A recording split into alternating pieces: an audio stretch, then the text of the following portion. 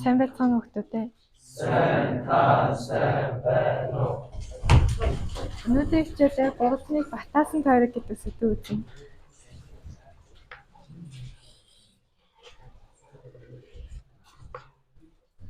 Батаасан тойрог гэдэг бол гурвалжны оройнууд тойрог дээр оршихыг хэлнэ. Тэгээд энэ тойргийн төвөн гурвалжны дунджид татсан перпендикуляруудын огтлцол дээр юм. Дунджид татсан перпендикуляр гэдэг нь энэ талын дундад цэгээс AB талтайгаа перпендикуляр шалгуунуудын огтлцолыг хэлнэ. Одоо энийг тойргийн төв гэдгийг батлая.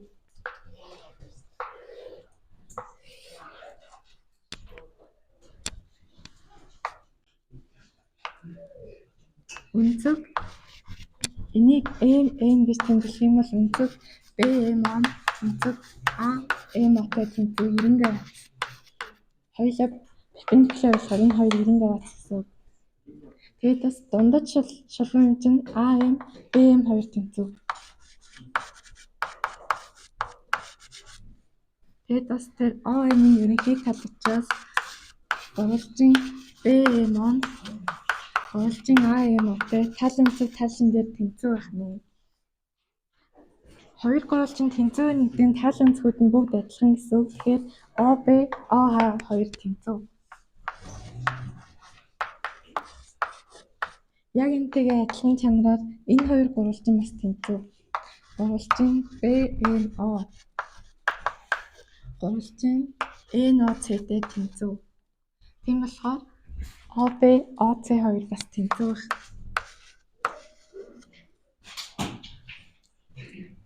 Нэг гурвалжин дотор нэг цэгээс энэ оройнууд руу татсан шалгуунууд бүгд тэмцүү байгаа юм чинь энэ OB, OC-нууд нь бүгд радиус гэсэн үг. Тэгэхээр он тойргийн төв гэж батлагдсан.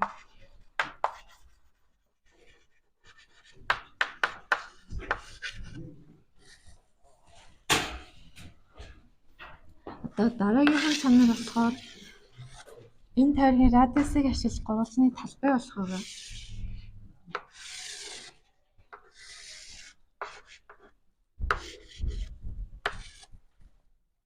Энэ ABC гурвалжны талбайг болох хамаа мэдэх үү? Үндийг нь ашиглаад зөв.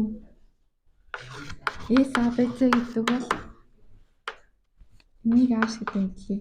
BH-ийг үүсгэх нь AC баахан 2. Тэгээд B-ийн хэсэг талаа B, энийг A, энийг C гэдэг юм гэлээ.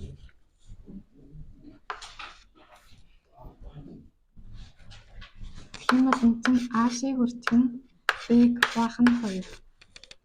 Одоо B-цэгээс тойргийн төвийг дайруулад нэг диаметр татъя. Тэгээ энийгээ K гэнэ. Тийм бол хэрвээ тойргийн диаметр дээр өнцөг тулчихвал тэр өнцөг нь ямар байдаг вэ? Зөв. Тэгэхээр BAK өнцөг 90 градус гэсэн үг. Одоо BAK өнцөг хоёулаа тэмцүү. BAK өнцөг нь BHC өнцөгтэй тэмцүү. Тэгээд бас энэ AB нум дээр тулсан хоёр өнцгүүд тэмцүү байх ёстой учраас AKB өнцөг нь энэ ACB өнцөгтэй тэмцүү. Эндээс энэ хоёр гурвалжин маань төсөөтэй гэсэн үг. Гурвалжин AB таана гурвалжин BHC-тэй өнцөг шин дээр төсөөтэй. Төсөөтэй гурвалжин дээр төсөөгийн харьцааг бичиж олно. Тэгээд 90 градусын эсрэг нь А тал нөгөөх нь болохоор энэ диаметр энэ чинь 2R гэсэн үг. Одоо энэ хоёр өнцгийн эсрэг нь болохоор энэ бол H. Энэ тал бол C. Эндээс H-ийг гаргаж өгөнгөт AC байх нь 2R болно. Энд болсон H-ийг энэ камеранд оруулъя.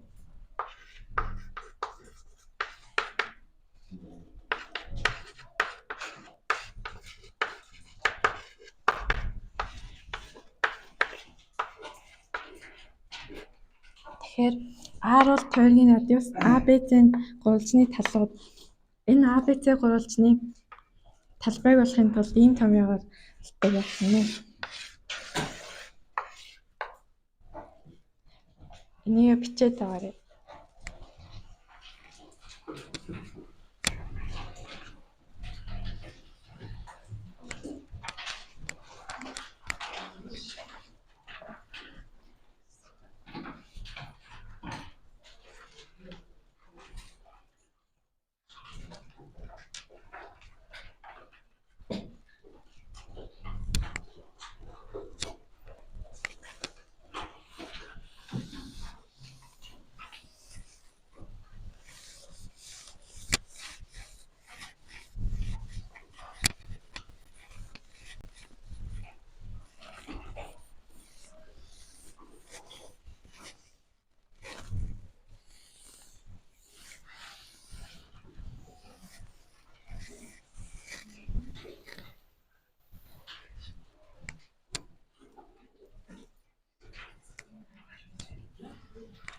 Жишээ бодлогоор тарцгаая.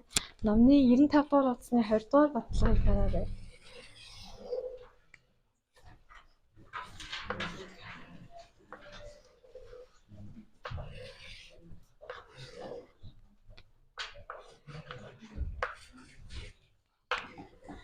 Нэг гурвалжинд тэгшинцэгт гурвалжин багтсан.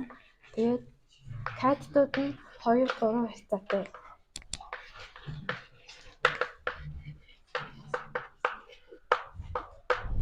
Хоёр 3 харьцаатай гэсэн болохоор катетуудаа 2x 3x гэдэг юм билий. Тэгэх юм бол энэ 90 градус тэгшинцэгт гурвалжин тойрогт багтсан байхын тулд ямар байх ёстой вэ? AC энэ гифтнууд нь диаметр болох ёстой. Тэгэхээр AC бол 2R гэх юм. Тэгээд бодлого дээр болохоор радиус нь 6.5 гэж өгсөн. Тэгэхээр радиус нь 2-ийн хүчин 6.5 буюу 13 гэсэн үг. Одоо ABC гурвалжин дээр Пифагорын теорем бичье.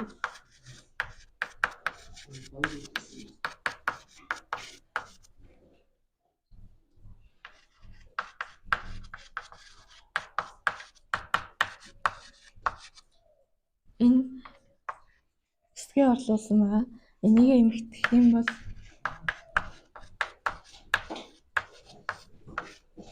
x нь язгуур дээр 13 байх нь. Тэгэхээр AB тал нь болохоор 2 язгуур дээр 13. BC катет нь 3 язгуур дээр 13. Дараагийн нэг баталгааг харъя. Тойрог дотор багтсан тавдаа тэгээ зөв гурвалжин хоёрын талбайн харьцааг олгосон байгаа.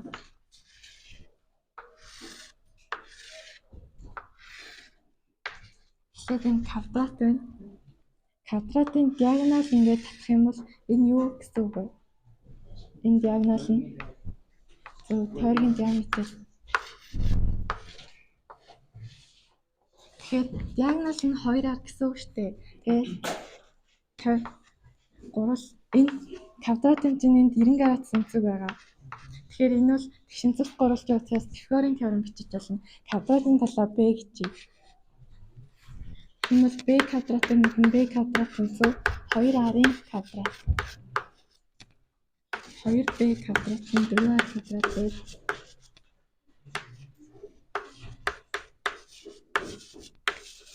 Квадратын талбай гэдэг чинь b квадрат. Тэгэхээр талбай нь 2r квадрат гэх нэ. Квадратын талбай. Одоо тойрогт зөв гурвалжин багтсан. Энд байдаг бас нэг чанар болохоор тойргийн төв зөв гурвалжны төв хоёр адилхан газар байна. Тийм болохоор зөв гурвалжны медиануудын огтлцол байгаад энэ цаг нь тойргийн төв дээр байна гэсэн үг. Тэгэхээр энэ бол радиус.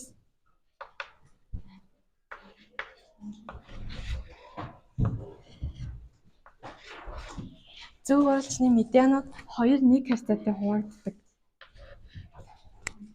Энэ AO, нааш 2. 2 нэг квадраттай хуваагдана гэсэн үг.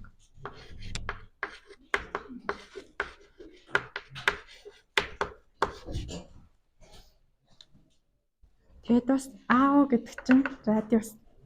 Тэгэхээр OH нь радиусыг хуваах нь 2 гэсэн үг.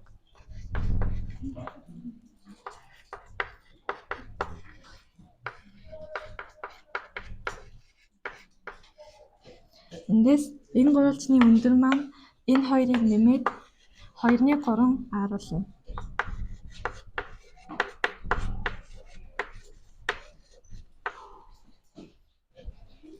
Одоо энэ чинь зөв гурвалжны өндөр медиум хэсэгтээс 3 давхцах юм чинь энэ бол бас өндөр болно гэсэн үг. Энэ өндөр. Тэгээд зөв гурвалжны нэг өнцөг нь 60 градус гэдэг юм чинь энд нэг тэгшинцэгт гурвалж үүсдэг нэ да. Тэгэхээр гурвалжны талаа А гэх юм бол 30, 60, 90 градус өнцгтэй тэгшинцэгтийн чанараар энэ А хуваах нь 2 гэсэн үг. Одоо энэ гурвалжны Пифагорычи. Тэгэх юм бол А квадрат нэмэх нь энэний квадрат. Тэнцүү өндөр бол 2-ны 3 ар квадрат.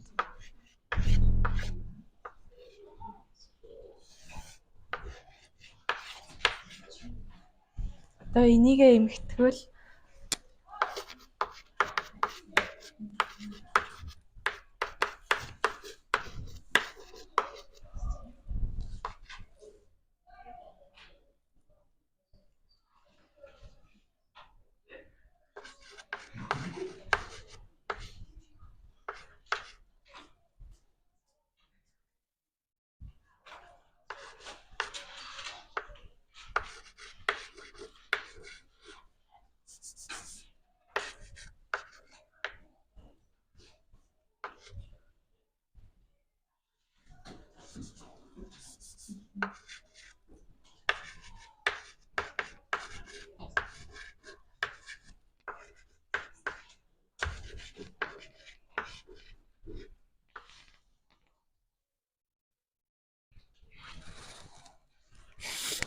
эндээс А нь язгуурдаа 3 аттай тэнцүү.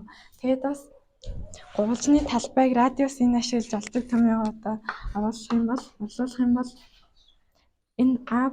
энэ гурван тал нь бүгдээрээ адилхан А юм чинь А куб. Хуваах нь 4R гэсэн үг. Энийг одоо ийшээ орлуулбал 3 язгуурдаар 3R кубыг хуваах нь энэ нь гурвалжны талбай болно.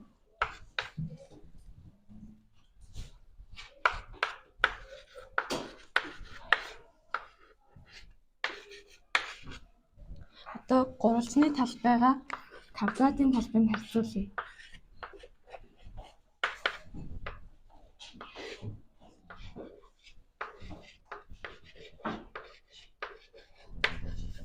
Квадратын талбай бол 2R квадрат.